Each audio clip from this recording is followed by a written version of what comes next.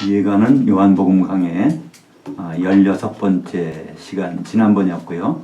이번 내용이 연결되기 때문에 16번째 다시 1에서 후편으로 되겠습니다. 하나님 말씀은 요한복음 6장 38절부터 우선 51절까지 먼저 읽겠습니다. 나눠드린 프린트물 청색으로 표시된 부분 보시면 되겠습니다. 같이 읽겠습니다. 내가 하늘에서 내려온 것은 내 뜻을 행하려 함이 아니요 나를 보내신 이의 뜻을 행하려 함이니라.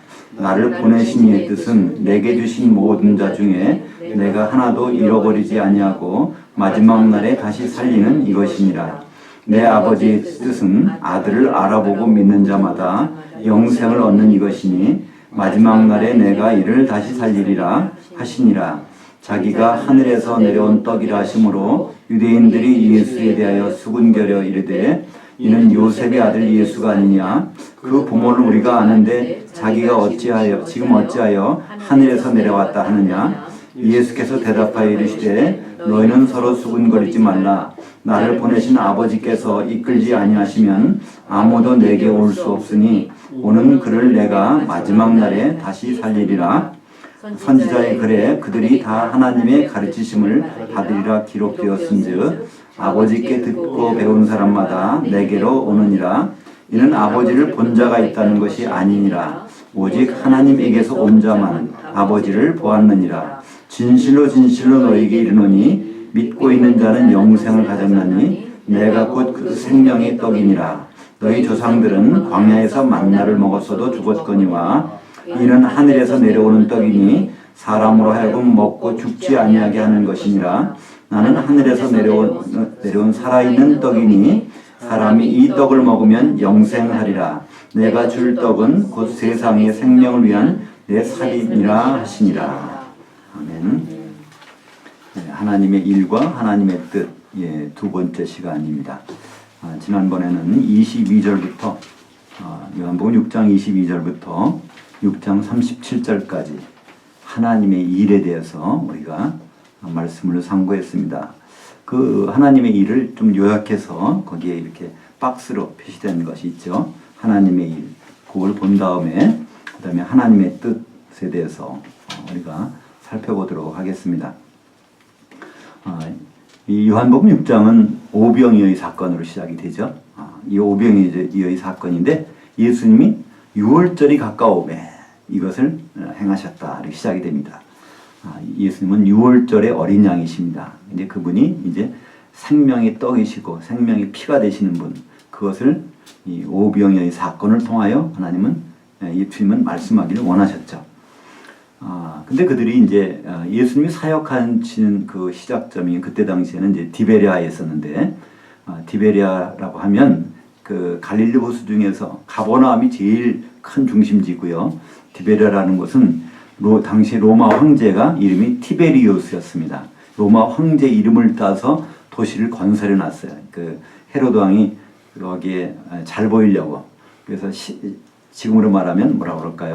신흥 도시라고 할까? 그런 곳인데 그곳에서 주님은 이제 많은 표적을 행하시고 죽은 자도 병든 자를 고쳐주시고 그랬더니 그 사람들이 이제 예수님 따르는 거예요.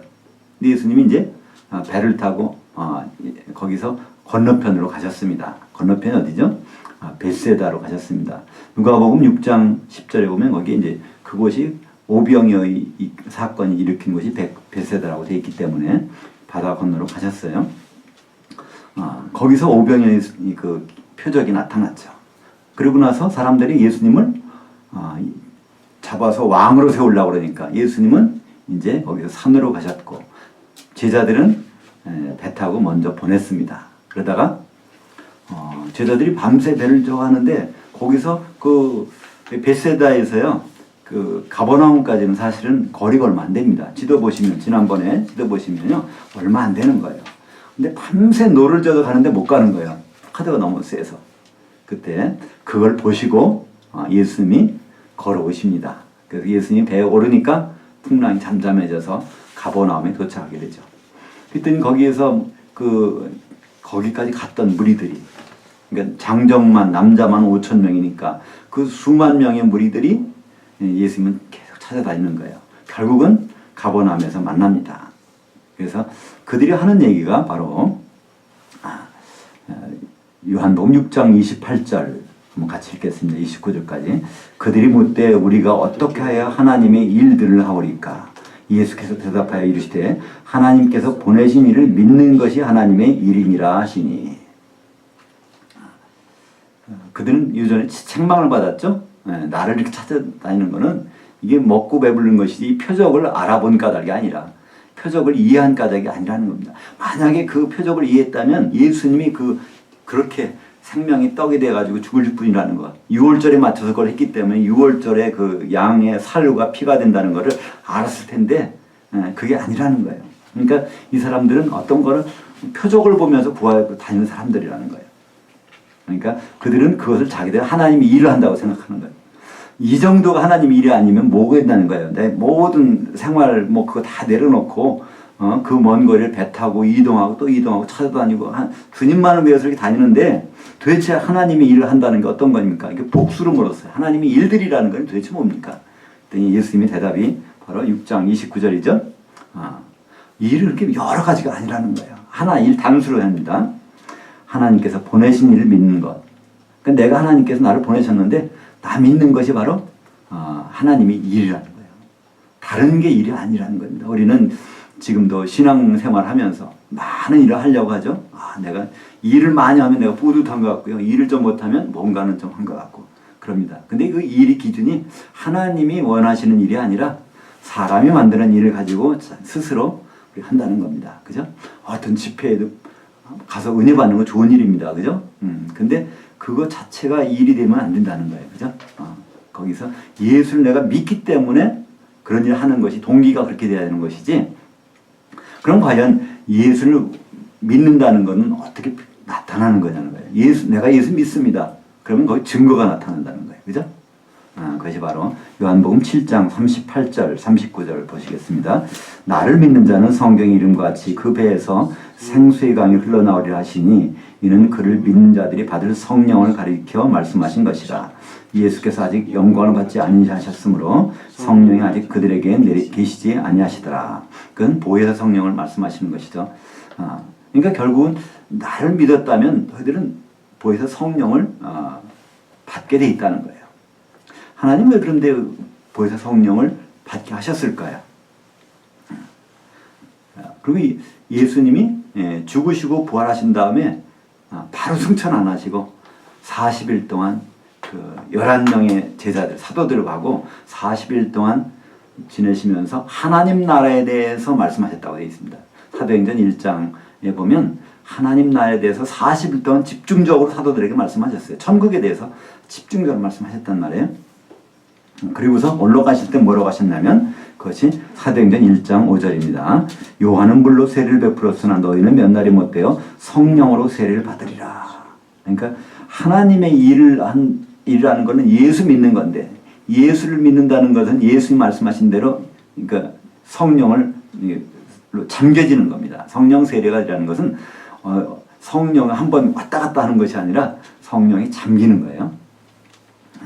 왜 하나님은 성령이 잠기게 하실까요?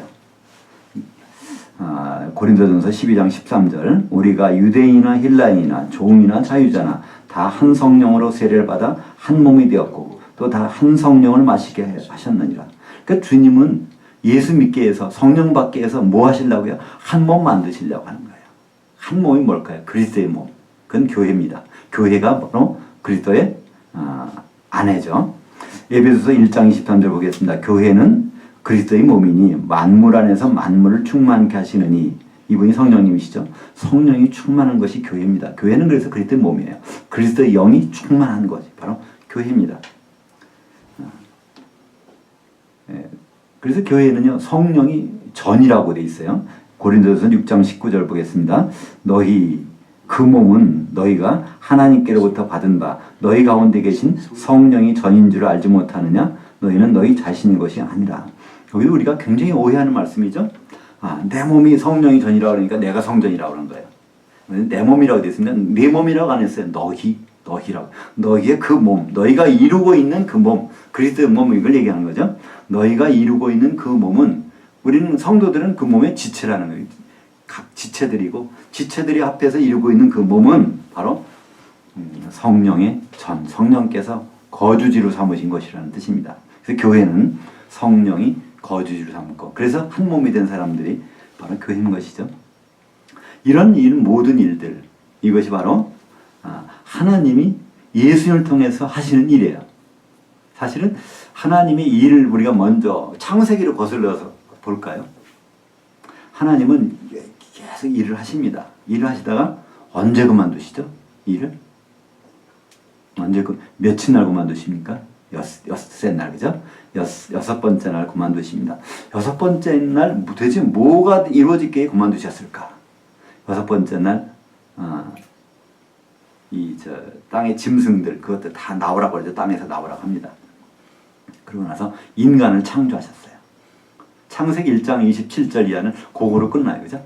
근데 창세기 5장 1절에 보면 하나님이 인간을 창조하신 그날에 아담을 하나님의 모양대로 지으셨다. 창세기 2장 7절에 아담을 흙으로 티끌로 이렇게 지어놓고 거기다가 상기라고 하는 영을 불어넣으신 것이 언제냐면 여섯째 날이라는 뜻이에요. 그것이 창세기 5장 1절과 2절에 나오는데요. 우리말 성경에는 참 이 부분이 그렇게 번역이 안 돼 있어요. 참 번역이 안 돼서. 근데 거기에 원문에 보면 하나님이 인간을 창조하신 그 날에 하나님이 아담을 그의 모양대로 지으셨다 돼 있어요. 지으셨으니 그러니까 창조하신 인간이 있는가 하면 지으신 아담이 있단 말이에요. 근데 아담은 그의 모양, 이 모양은 바로 영이라는 의미로 쓰입니다. 창세기에서 형상은 뭐로 쓰이죠? 이거는 혼이 있는 몸, 혼이 살아있는 몸, 그러니까 피가 있는 몸이라고 돼 있어요. 이거는 이제 창세기 9장 6절에 보면은 형상대로 피가 있는 형상대로 지으셨다. 그러니까 피가 속에 있는 것이 이게 혼이에요. 근데 이 혼이 빠져나가면 어떻게 됩니까? 희체가 되는 거예요. 그죠? 몸이 혼을 갖고 있으면 피가 돌고 있어. 이것이 바로 하나님의 형상대로 된 거예요. 그러니까 모든 사람들은요, 예수 안 믿어도 다 하나님 형상대로 돼 있는 거예요. 그죠? 근데 영이 죽어 있죠. 하나님의 모양이 살아납니다. 근데 이 개역 성경에는요, 이걸 또 형상이라고 번역해 놨어요. 개역 성경 혹시 갖고 오신 분은요, 창세기 5장 1절에 모양이란 단어가 없습니다. 개역 개정에는 모양이라고 해놨어요. 그래서 우리말 성경 번역 보면 아주 뒤죽박죽되는데 이 부분을 가장 잘 설명이 된 부분은 그래도 킹 제임스 보면은 이 부분 설명은 잘 돼 있어요. 여기 대해서 창세기 5장 1절과 2절은 킹 제임스 성경에 보면 이 부분은 잘 돼 있습니다. 결론적으로 뭐냐면 하나님이 안식하시기 바로 직전에 한 일이 뭐냐면 아담이 이 세상에 등장한 거예요. 아담이 인간을 창조하신 다음에 또 흙을 가지고 티끌로서 아담을 지으시고 영을 집어넣으신 그 아담이 등장한 다음에 하나님은 안식하신단 말이에요. 그때까지 일하셨어요. 그럼 무슨 의미일까요? 아담은 누구의 모양입니까? 누구의 모형입니까? 예수 그리스도. 로마서 5장 14절에 보면요, 아담은 오실자의 모형이다. 모형. 아담은 오실자의 모형이라. 아담은 오실자는 누굽니까? 재림하시는 예수님이라는 거예요. 그죠?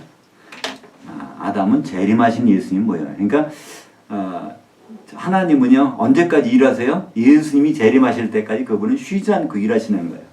그럼 예수님이 어떻게 무엇 때문에 재림하십니까? 예수님이 신랑으로 오시는데 신부가 만들어져야 돼. 그죠? 그러니까 신부가 만들어질 때까지는 하나님은 계속해서 일을 하시는 거예요. 그때까지 하나님은요. 그것을 창세기에서 여섯째 날 안식일 바로 전까지 보여주신 것입니다. 결국은 여기서는 우리는 성령을 믿는 사람한테 성령을 보내시고 성령을 통해서 한 몸 되게 하시고 그 몸이 바로 교회고 이렇게 하는 과정이 사실은 하나님이 원래부터 계획하셨던 일이에요. 그러면 이제 하나님의 일은 바로 예수 믿는 게 하나님 일인데 바로 예수 어떻게 믿느냐가 참 중요한 거예요. 그죠? 어떻게 믿는 거예요? 예수님이 다시 오실 분으로 믿는 거예요. 그죠? 그리고 예수를 우리의 신랑 되실 분을 믿는 거예요. 그죠? 이것이 바로 하나님의 일이라는 것입니다. 그 일에 관련되는 일이라면 하나님 일이에요. 근데 그거에 관계되는 일이 아니면요, 그건 사람의 일이지, 어떤 교회 일이나 목사님 일이나 장로님 일이나 개인적인 일이지 하나님 일은 아닌 거예요. 이 사람들이 엄청난 이적들을 보고서 예수님 쫓아다니고 뭐하고 다 생업도 치우고 다 비용지고 있었는데 하나님 일은 아니라는 거예요. 자기들 뭐 좀 만족시키기 위해서 쫓아다니는 거지 하나님과는 관계가 없는 일을 하고 있다는 겁니다. 그래서 하나님 일이라는 것은 예수님이 왜 오셨고 뭘 원하시고 그리고 어떻게 오시고 우리는 그때 어떻게 예수님 만날까 이거에 관련되는 일이 바로 하나님의 일이라는 것입니다. 그런데 이제 오늘 본론으로 들어가서요. 본론은 하나님의 뜻입니다. 38절부터 59절까지는 하나님의 뜻에 대한 말씀입니다. 우리는 이 하나님의 뜻이라는 말들이 성경에서 많이 나오죠. 예를 들어서 데살로니가전서 5장 18절에 보면 범사에 감사라 이는 그리스도 안에서 너희를 향하신 하나님의 뜻이니라. 그래서 하나님의 뜻이 굉장히 많이 나와요. 하나님 뜻 얼마나 많이 나는지 몰라요. 사도 바울도 얘기할 때 하나님의 뜻으로 말미암아, 그죠? 예수 그리스도의 사도로 세우심을 받은. 그러니까 하나님의 뜻이란 말이 굉장히 많이 나오는데 그렇다면 어떤 게 진짜 하나님의 뜻일까요? 한마디로 하나님의 뜻이 무엇입니까? 묻는다면 우리는 뭐로 대답해야 되느냐 말이에요. 하나님의 뜻. 근데 하나의 힌트가 있어요. 하나님의 뜻을 알 수 있는 힌트가. 사람은요 여러 가지 뜻이 있을 수 있어요. 근데 하나님은요 뜻을 바꾸지 않으세요. 하나님은 뜻을 변경하지 않는다는 말이에요. 하나님은요 하나님이 세우신 뜻이 있다면 다 그 뜻에 관계되는 거예요. 그것 때문에 한 가지 뜻을 가지고 모든 것을 하신단 말이에요. 왜냐하면 처음에 세우신 뜻이 바뀌지 않으니까 하나님은요. 그러면 우리는 어디가 찾을 수 있습니까? 창세전에 이 천지창조 전에 하나님의 뜻이 있다면 그 뜻이 지금까지 연결해 오는 거예요. 하나님 그 뜻을 바꾸지 않는단 말이에요. 그렇다면 우리는 하나님의 뜻을 찾기 위해서 예수님 지금 이렇게 말씀하셨어요. 나를 보내신 이 뜻을 따라서 내가 그 뜻을 행한다 그러는데 그러면 먼저 하나님의 뜻이 무엇인지를 에베소서 1장 4절과 5절 한번 보겠습니다.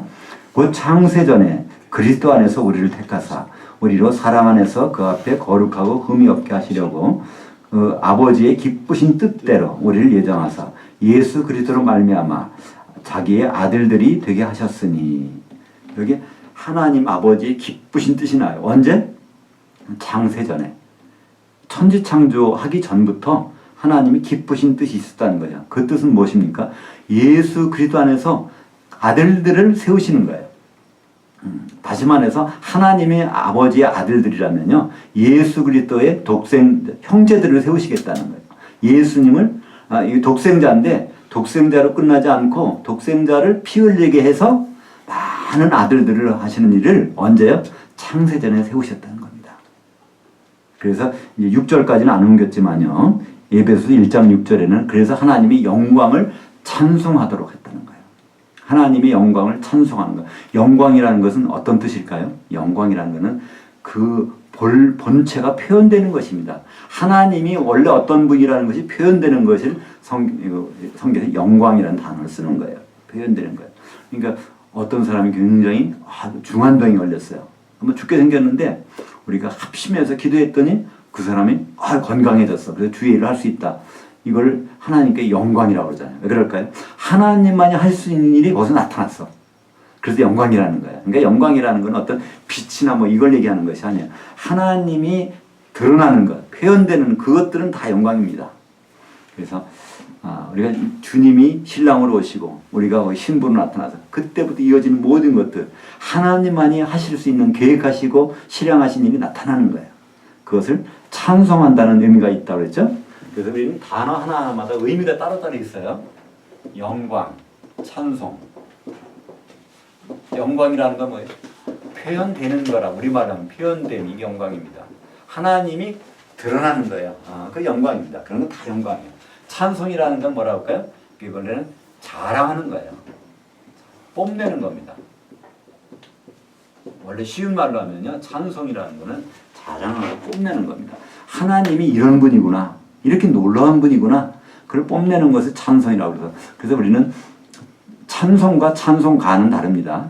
찬송가는요, 그걸 노래로 하는 거예요. 그래서 그건 찬송가예요. 찬양곡 뭐 다 노래로 하는 겁니다. 근데 노래만이 찬송이 아니에요. 그죠? 노래는 그 일부분입니다. 우리는 악기로도 찬송할 수 있고요. 그죠? 율동으로도 찬송할 수 있고요. 기도로도 찬송할 수 있고요. 대화로도 찬송할 수 있고요. 또 설교로도 찬송할 수 있고요. 그분만 자랑하고 높이면 이게 다 찬송이거든요. 그죠? 그래서 영광을 찬송한다는 것. 하나님이 이런 분이라는 것을 그걸 자랑하고 뽐내는 그런 일이 벌어지는 것이 에베소서 1장 6절에는 그 부분이 나와 있습니다. 그러니까 여기서 히브리서 1장 12절 볼까요? 이르시되 내가 주의 이름을 내 형제들에게 선포하고 내가 주를 교회 한가운데서 찬송하리라 하셨으며, 이것이 사실 히브리서에 나타난 예수님의 비전이에요. 예수님의 꿈입니다. 예수님이 이거 하고 싶다는 거예요. 이것이 이제 히브리서 2장 12절은요. 시편 22편 22절을 옮겨놓은 겁니다. 시편 22편 22절에 다윗이 그거를 시로 노래했어요. 다윗이 예수님 마음을 가지고 그 노래한 것들을 여기서는 확실히 이제 히브리서에서는 그게 바로 다윗의 노래가 아니라 바로 예수님이 찬송하는 것을 다윗의 입을 통해서 한 거라는 걸 말씀하시는데요. 거기서 바로 내 형제들이라는 거예요. 내 형제들 누굴까요? 예수님 하나님 아들이기 때문에 내 형제들은요, 예수님의 하나님의 아들들, 그죠? 그리고 여기서 내 형제들은 거기에 동격으로 쓰입니다. 그것이 바로 교회입니다. 여기서 문장에서요, 내 형제들과 그 뒤에 나오는 교회는 그러니까 이거를 뭐랄까 대귀법이라고 하나요? 저기에서 국어에서 내가 주를 교회 한 가운데서 찬송하리라. 그래서 예수님이 재림하시면 하시는 일이 뭐예요? 예수님은 하늘에서 내려오시고 우리 성도들은 올라가고 공중에서 여기에서 한가운데 누가 계세요? 예수님이 계셔갖고 여기서 찬송하시겠다는 거예요. 하나님 아버지. 요한계시록 19장은 재림장입니다. 거기는 할렐루야가 5번이 나와요. 신약성경에서는 할렐루야가 한 번도 안 나오다가 요한계시록 19장에만 재림하시는 순간에 거기서 찬송, 아버지 영광이 찬송되는 것. 내 형제들 한가운데서 하나님 아버지를 찬송하시겠다는 것이 주님의 포부신데 그것이 이루어진 것이 요한계시록 19장에 것이 나옵니다. 하나님의 뜻은 그래서 계속해서 하나님이 뜻을 발표하는 것이 창세기 2장 24절에 성경에서 발표하는 하나님 뜻이 있어요. 이러므로 남자가 부모를 떠나게 하여 그의 아내와 합하여 둘이 한 몸을 이루도록 내가 반드시 하리라. 그 원래 문장은 이렇게 된 겁니다. 하나님은요, 남자가 그의 부모를 떠나게 해서 그 아내를 합해가게 해서 한 몸을 이루도록 하는 것은 앞으로 반드시 내가 하고 말겠다는 것이 창세기 2장 24절의 그 문법상의 번역이에요. 이것이 강력한 의지란 말이에요. 그것이 바로 의지가 뜻 아닙니까? 하나님 뜻은 이겁니다. 그러니까 여기서 남자가 누군지 그의 아내가 누군지는 몰랐어요. 수천 년 동안 비밀로 감춰졌단 말이에요. 근데 그것이 비밀이 사도 바울을 통해서 풀어집니다. 어떻게 되겠죠? 사도 바울은 영으로 어디까지 갔다 왔어요? 셋째 하늘 하나님 보좌까지 가서 그 비밀을 다 보고 온 사람이란 말이에요. 그래서 에베소서 5장 31절 32절 볼까요? 그러므로 사람이 부모를 떠나게 하여 그의 아내와 합하여 그 둘이 한 육체가 될지니. 이제 창세기 2장 24절을 옮겨다 풀어놓은 거예요. 이 비밀이 크다. 그거는 비밀이라는 거예요. 그때 비밀은 특별히 미스테리온이라는 씁니다. 미스테리온. 이것에서 영어에 뭐가 나왔죠? 미스테리. 네, 미스테리.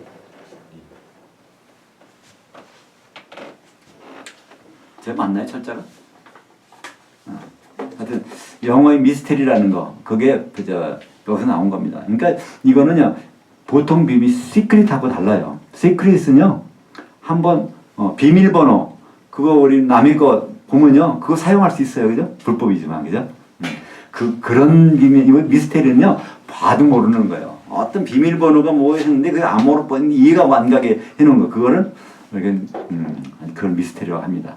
바로 이 창세기 2장 24절은 하나님의 미스테리였는데 그게 풀렸다는 거예요. 그래서 거기 남자, 그 사람은 누구요? 그리스도. 그 다음에 그의 아내는 교회. 이것을 에베소서 5장 31절 32절이 만약 없었다면 아무도 창세기 2장 24절을 풀어낼 수 있는 사람은 없었을 것 같아요. 그죠? 근데 성경은 그것을 우리에게 알려줍니다. 하나님의 미스테리를. 그것이 하나님의 뜻이었어요. 하나님이 어떤 결심하셨냐면 앞으로 그리스도를 보내서 바로 그의 아내 교회와 만나서 한 몸이 되게 하는 거. 공중에서 재림시켜서 여기서 이렇게 하나가 되는, 그때 하나님의 영광을 찬송하게 하는 거. 그거는 반드시 하고야 말겠다를 아담과 하와를 통해서 말씀하신 거예요.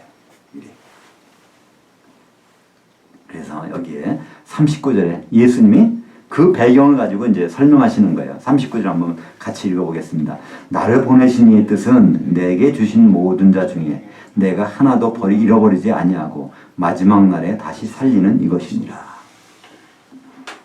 여기는 이제 모든 사람이 구원받는 것이 아니에요. 예수님께 주신 사람이 있다는 거예요. 우리는 그러잖아요. 결혼하려면 중매례에서 신부 짝 주잖아요. 요 신부가 흠없게 잘 되도록 해서 결혼해야 돼요. 그죠? 딴 아무 여자나 결혼 안 하잖아요. 그죠? 마찬가지. 예수님도 어떻게 하시냐면 이 하나님께서 그의 아내로 신부로 짝지어진 그 참된 교회, 거기서는 하나도 잊어버리지 않게, 지체더라도 하나도 빠지지 않게. 그러니까 왜 저 사람이 예수를 안 믿을까? 우리는 약간 뒤에서 들어서 보면요, 예수님은 이렇게 한대요. 아버지께서 내게 주는 사람 반드시 오게 돼 있다는 거예요. 예수 믿게 돼 있다는 거예요. 근데 영 안 믿어. 그럼 아버지께서 안 준 사람을 볼 수밖에 없어요. 아버지께서 내게 주신 자는 반드시 다 내게 오게 돼 있고 나는 결코 그를 내쫓지 아니하리라. 그리고 끝까지 그를 지키리라. 그것이 바로 예수님의 마음입니다. 그것이 하나님의 뜻이에요. 하나님의 뜻은 그래서 결국 뭡니까요?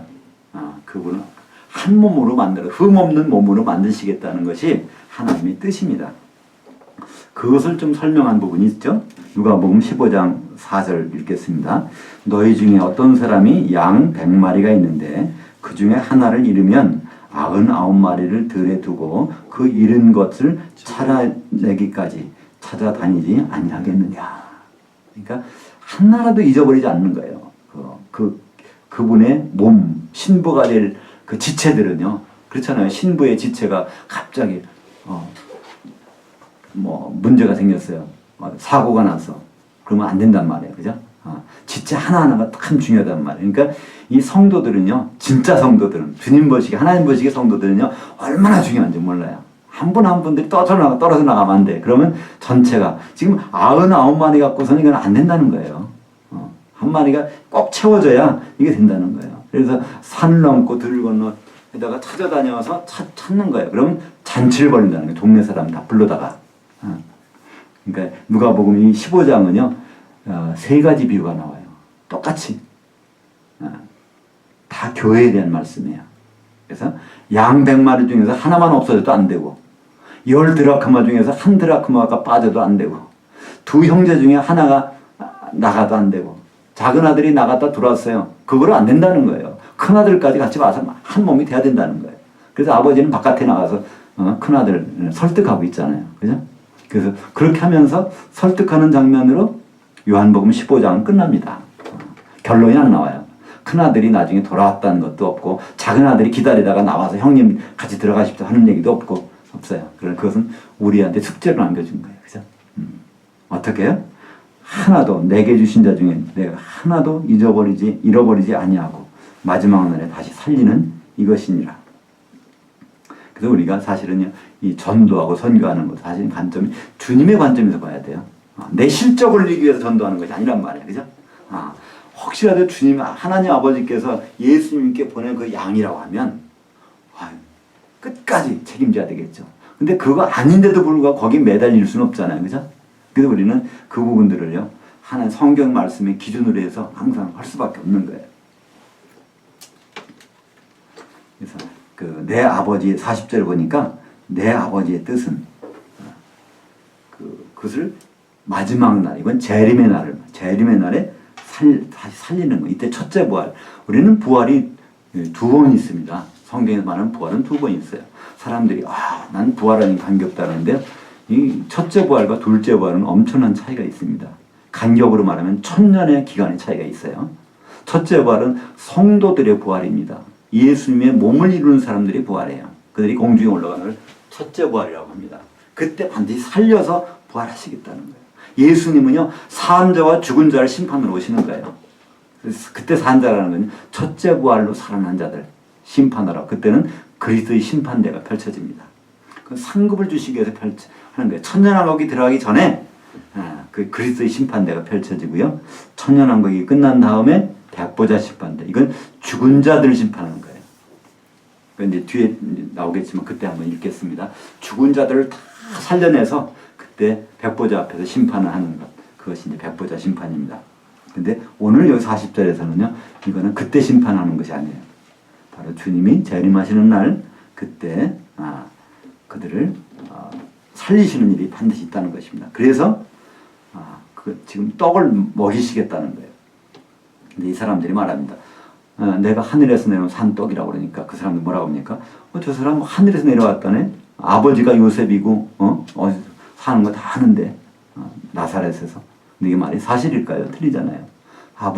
요셉은 아버지가 아니에요. 그죠? 아버지가 절대로 아니란 말이에요. 그리고, 나사렛에서 태어난 것도 아니에요. 그죠? 베들레헴에서 태어났잖아요. 그러니까 사람들이 알고 있는 지식은 얼마나 이게 제한되는지 몰라. 그들 나름대로는 이렇게 꼭 생각했단 말이에요. 거기서 갈릴리 지방에서 멀리 유대나 다른 외국 사람이 하는 얘기가 아니에요. 거기서 태어난 사람들도 예수님 보면서 저 사람 아버지 요셉이야. 그러니까 그걸 안 믿은 거예요. 그죠? 마리아 처녀 몸에서 태어났다는 것을 그들은 안 믿은 거예요. 그런 일이 어디 있어? 요한복음 3장 13절 하늘에서 내려온 자 곧 인자 외에는 하늘에 올라간 자가 없느니라. 그러니까 사람으로서는 그 하늘에 하늘나라라고 있다. 거기 올라간 사람이 없다는 거예요. 에녹이라는 사람도 거기 못 올라갔고요. 엘리야도 못 올라갔고요. 아무도 못 올라갔어요. 그들은 어디 갔을까요? 하늘들 어딘가에 있는 것입니다. 낙원에 있겠죠. 이 셋째 하늘에는 사람의 아들로서는 거기가 간 사람이 없다는 겁니다. 그래서 그분이 거기서 오셨기 때문에 생명의 떡으로 오셨다는 거예요. 우리가 그렇죠. 이 형무소 안에 갇힌 사람이 있어요. 그죠? 근데 형무소 안에 있는 사람은 아무리 훌륭한 사람인데요. 거기 있는 사람은 꺼내줄 수가 없어요. 그죠? 자기 죄도 있는데 어떻게 꺼내주겠어요? 형무소 안에 있는 사람은 형무소 바깥에 있는 사람이 꺼내줄 수 있어. 보석금을 내주든 뭐를 해든 해결해서 변호사를 쓰면서 꺼내갈 수 있단 말이에요. 그래서 예수님이 하늘에서 오셨다는 게 복음입니다. 죄를 가지지 않았다는 거예요. 죄를 가진 사람은 우리를 구원해 줄 사람이 없어요. 석가모니 안 됩니다. 공자도 안 돼요. 아무도 그 사람들은 다 형무소 안에 있는 사람들인데 누굴 구원하겠다는 얘기입니다. 자기도 구원 못 하는데. 그죠? 그래서 여기서 예수님은 그 말씀을 계속 하시는, 나는 하늘에서 왔다는 거예요. 너희들하고 다르다는 거예요. 죄가 없다는 것이. 그 말씀을 43절, 44절 계속 반복합니다. 그걸 배울 때가 있다는 거예요. 성경 제대로 이걸 깨우칠 때가 있다는 거예요. 이사야서에 있는 말씀처럼. 47절 보면요. 진실로 진실로 너에게 이르노니 믿고 있는 자는 영생을 가졌다. 영생을 가졌나니.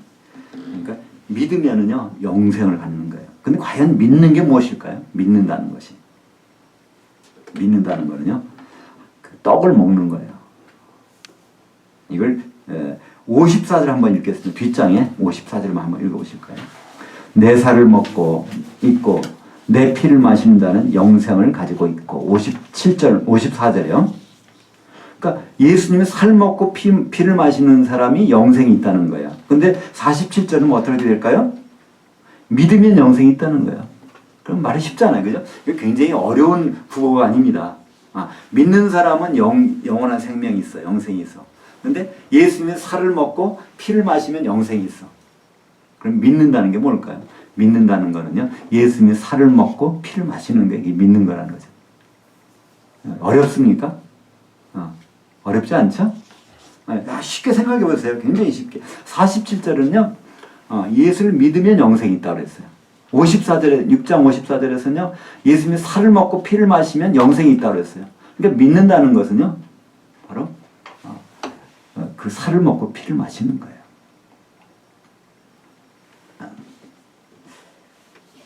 마태복음 6장 11절 읽겠습니다. 오늘 우리에게 일용할 한 떡을 주시옵고, 예수님은 그래서 그런 기도를 가르쳐 주셨어요. 우리는 이걸 어떻게 합니까? 주기도문을 우리가 할 때, 오늘날 우리에게 일용할 양식을 주시옵고 그러잖아요. 그죠? 그걸 우리가 어떻게 적용합니까? 우리가 오늘도 나에게 필요한 것마다 다 공급해 주세요. 내가 이런 일도 필요하고 이것도 필요합니다. 우리 필요를 채워주세요. 이렇게 기도하는데요. 원래 예수님이 가르쳐 주신 기도는요, 양식이 아닙니다. 성경에는요, 양식이란 단어가 있고요, 떡이란 단어가 따로 있어요. 양식이란 단어는요, 브로시스라고 합니다. 브로시스, 헬라어로. 떡이라는 것은 아르토스라고 해요. 우리가 브로시스는 뭘까요? 영어로 하면 우리 사모님이 잘 아실 것 같아요. 그죠? 이건 뭐라고 하죠? 푸드라고 합니다. 그죠? 푸드. 또는 영어로 밀이라고 할까요? 떡은 뭘까요? 브레드죠? 브레드. 이게 다르단 말이야. 이게 푸드하고 브레드하고 다르잖아요. 그죠? 그러니까 예수님은 어떻게 했냐면 떡을, 한 덩어리 떡, 빵을, 오늘 그걸 기도하라는 거예요. 우리가 한 덩어리 빵을 같이 먹게 해주세요. 이런 거예요. 그걸 기도하라는 거예요. 그게 뭘까? 예수님을 제대로 믿게 해달라는, 같이 믿게 해달라는 거예요. 그 떡을 우리가 어떻습니까? 마늘 들어간 피자를 먹어요. 그러면 같이 먹어봐요.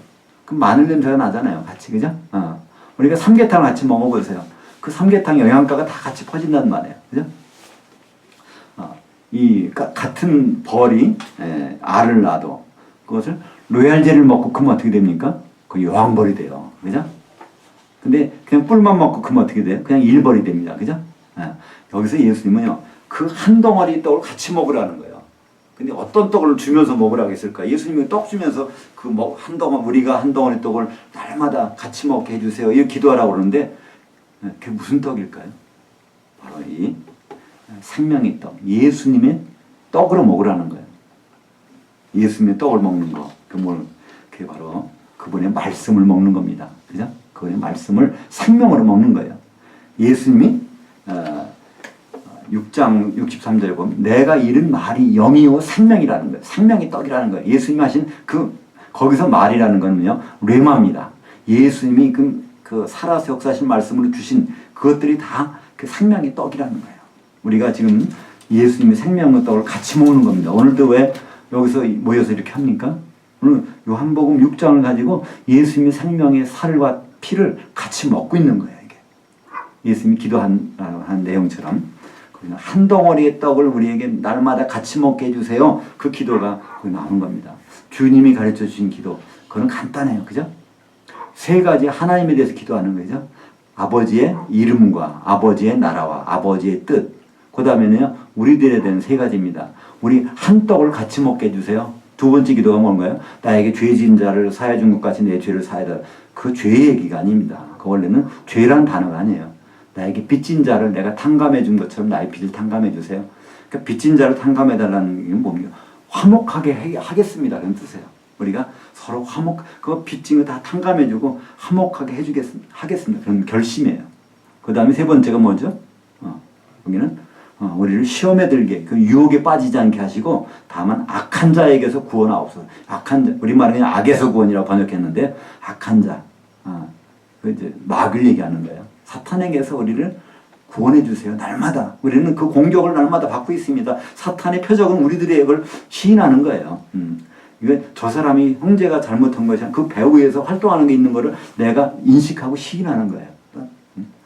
그러니까 하나님에 대한 기도 세 가지, 우리에 대한 기도 세 가지. 그리고 끝나는 게 주님이 가르치는 기도예요. 근데 우리에 대한 기도 첫 번째가 날마다 우리에게 한 덩어리 떡을 같이 먹게 해주세요. 떡, 각자 떡을 먹는 것이 아니라 그 떡은 바로 생명의 떡, 예수님 말씀을 같이 먹게 해달라는 것입니다. 오늘도 그래서 우리는 지금 한 덩어리 떡을 배워서 같이 먹기 위해서 있는 것이죠. 네. 그 6장 63절을 같이 읽어보실까요? 살리는 것이 영이니 육은 무익하니라.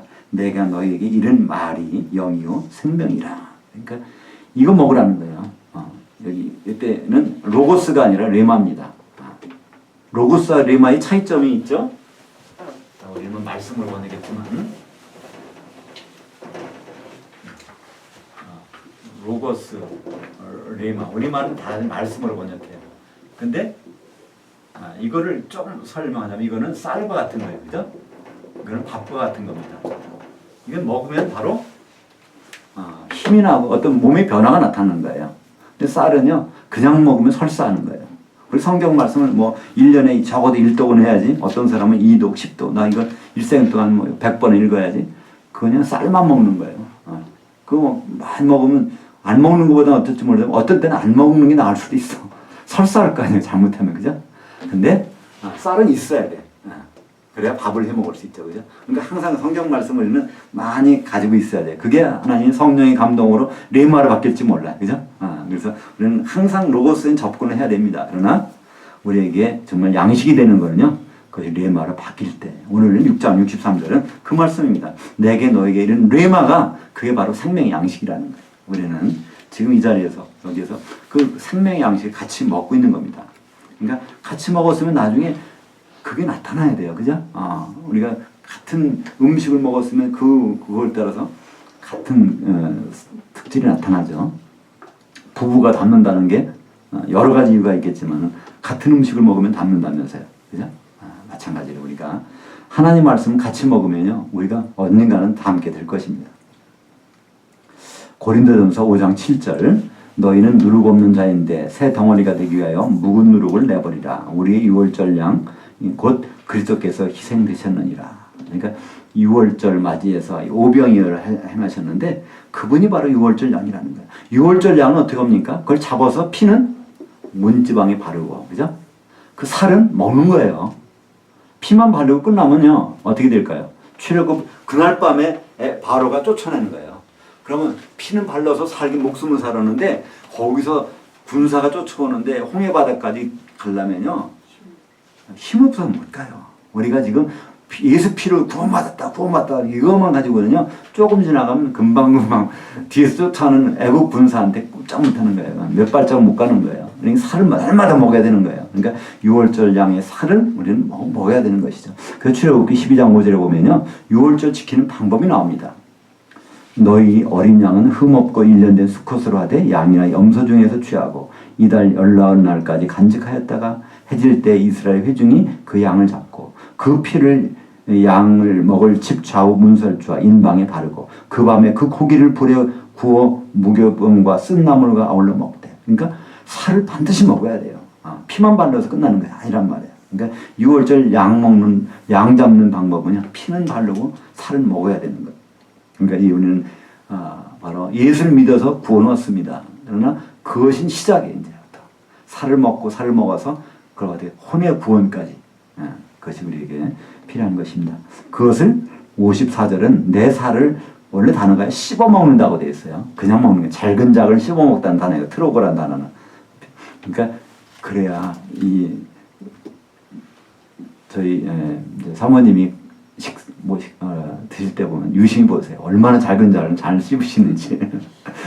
그러니까 이 말씀도요, 그렇게 여기 볼 때요, 그 내 살을 먹을 때 작은 짝을 잘 씹어서 먹으라는 거예요.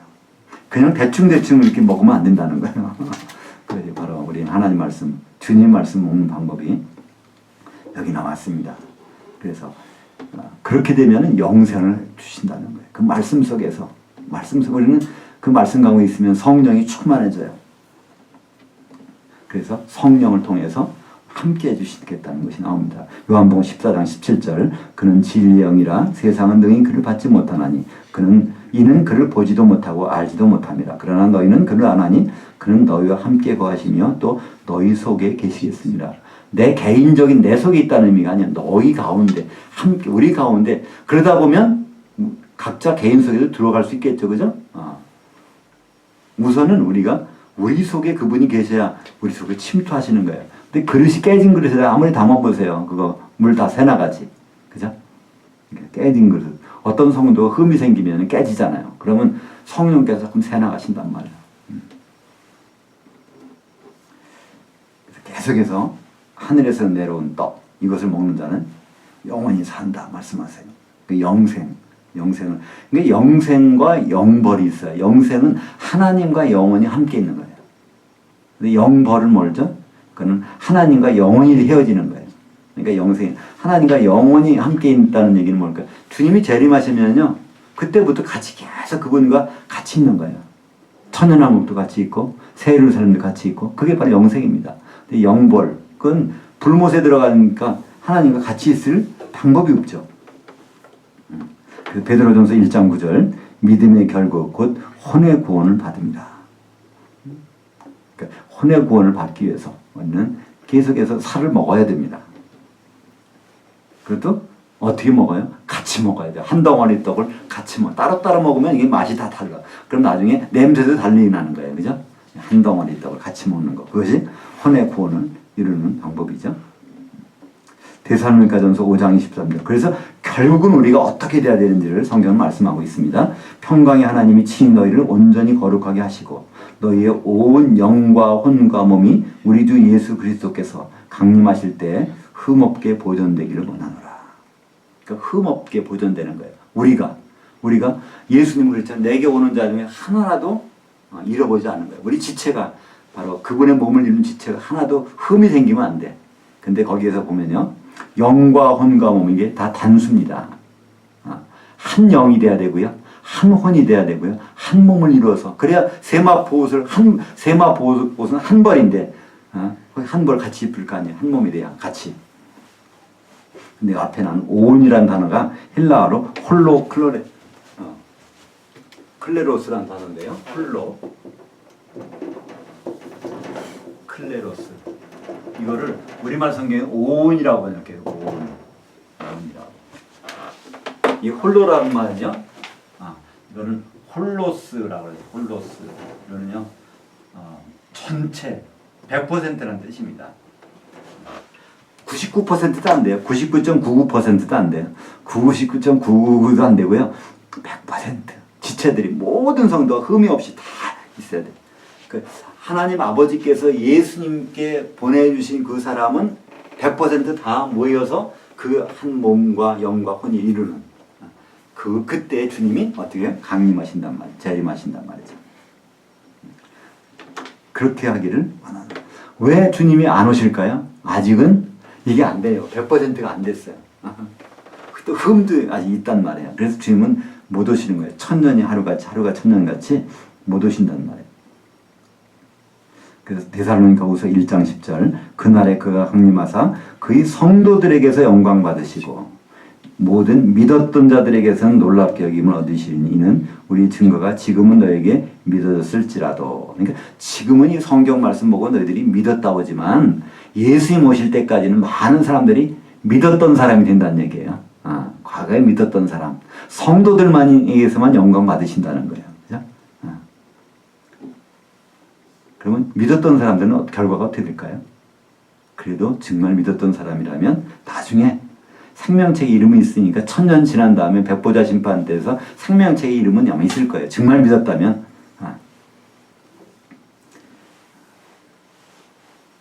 마태복음 7장 21절, 오늘 말씀을 한번 전체를 정리하면서 이거를 하나님의 일과 하나님 뜻을 정리되는 말씀이에요.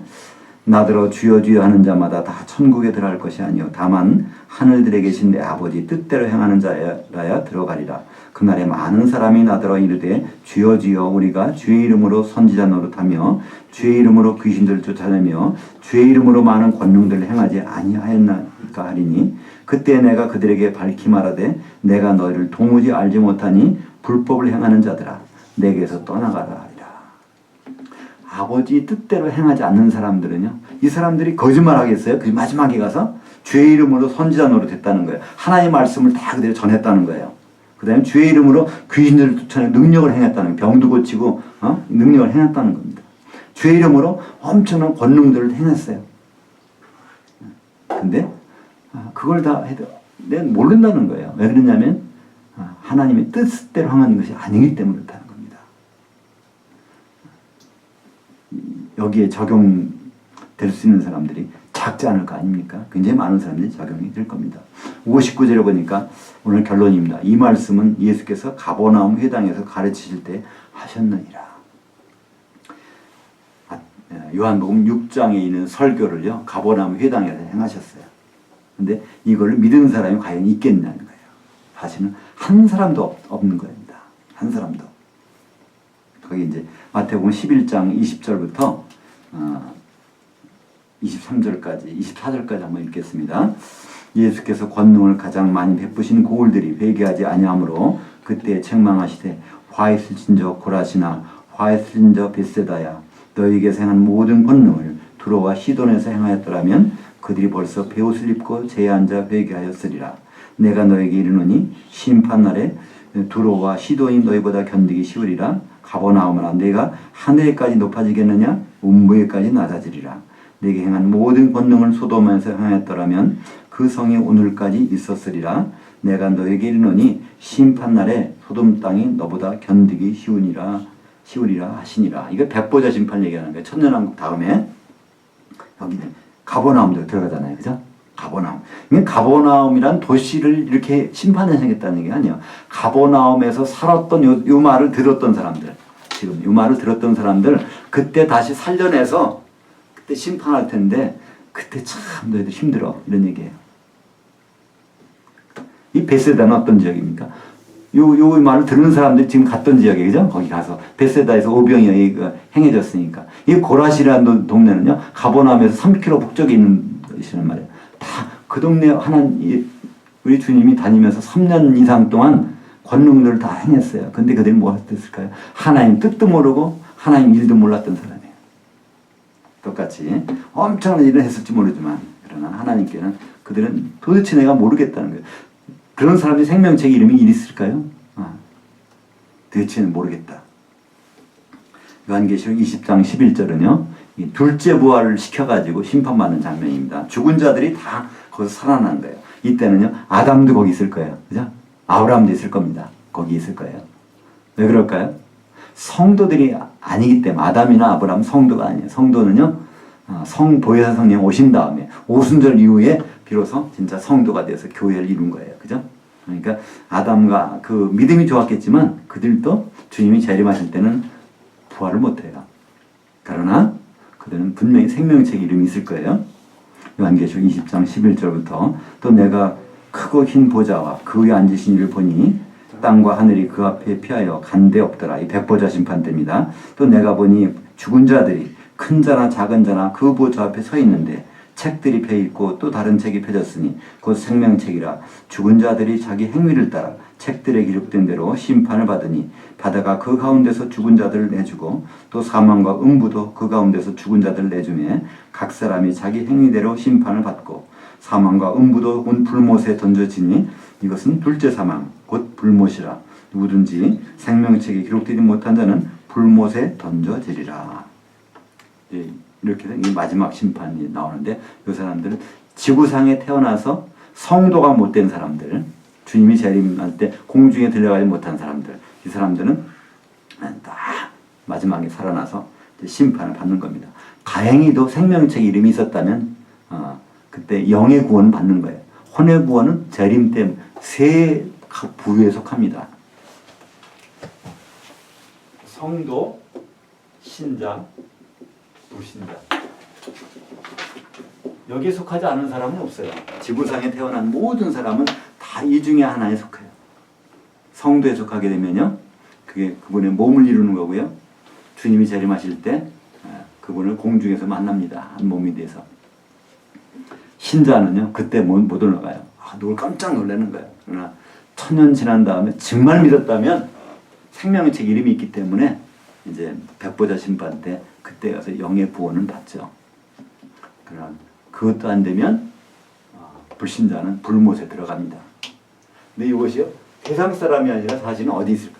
교회에 세 부류가 있다는 거예요. 교회. 고린도전서는 바로 교회에 있는 사람들에게 하는 얘기예요. 고린도전서는요. 오늘은 이제 요한복음이지만 교회에도 성도가 있고 교회에도 신자가 있고 교회에도 불신자가 있다는 것입니다. 지금 보기에는 다 똑같아 보이지만요. 하나님은 그것을 구분하신다는 거예요. 하나님이 그거 구분 못 하시겠습니까? 우리가 요한복음 6장을 마치면서 하나님의 일이 무엇인지를 알았습니다. 예수 믿는 게 하나님 일이에요. 그러면 성령을 주시고 한 몸이 돼서 바로 교회를 이루고 주님 만나는 거. 이게 바로 하나님 일이세요. 그리고 하나님 뜻이 무엇일까요? 그는 창세전부터 계획하신 것. 바로 우리를 예수 그리스도의 형제로 만드시고 한 몸을 이뤄서 그분의 그리스도의 신부가 되게 하시는 이 일만큼은 하나님이 반드시 하시겠다는 것이 하나님의 의지고 결단이고 뜻입니다. 우리가 여기에 쓰임받고 있다는 것이 얼마나 귀한 일인지 모릅니다. 기도하겠습니다. 하나님 아버지